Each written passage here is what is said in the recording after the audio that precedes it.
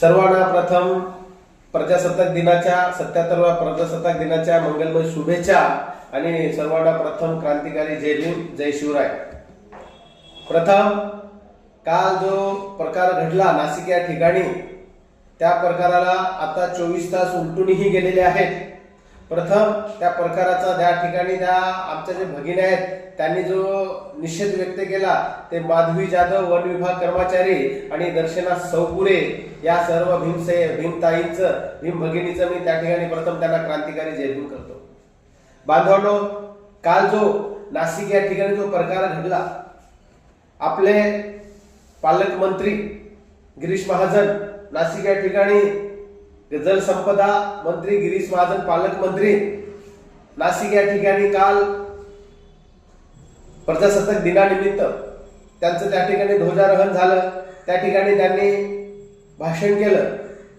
खऱ्या अर्थाने त्या ठिकाणी गिरीश महाजन हे एकटेच नव्हते, तर त्या नाशिक जिल्ह्यातील फार प्रतिष्ठित व्यक्ती त्या ठिकाणी उपस्थित होते। त्यामध्ये आमदार सीमाताई हिरे उपस्थित होत्या, विभागीय आयुक्त प्रवीण गेडाम उपस्थित होते, पोलीस निरीक्षक दत्तात्रय कराळे उपस्थित होते, जिल्हा अधिकारी आयुष प्रसाद उपस्थित होते, पोलीस आयुक्त संदीप कर्णिक उपस्थित होते, पोलीस उप अधीक्षक बाळासाहेब पाटील उपस्थित होते, महानगरपालिका आयुक्त मनीषा खत्री उपस्थित होत्या, जिल्हा परिषद मुख्य कार्यकारी अधिकारी ओमकार पवार ते सुद्धा त्या ठिकाणी उपस्थित होते।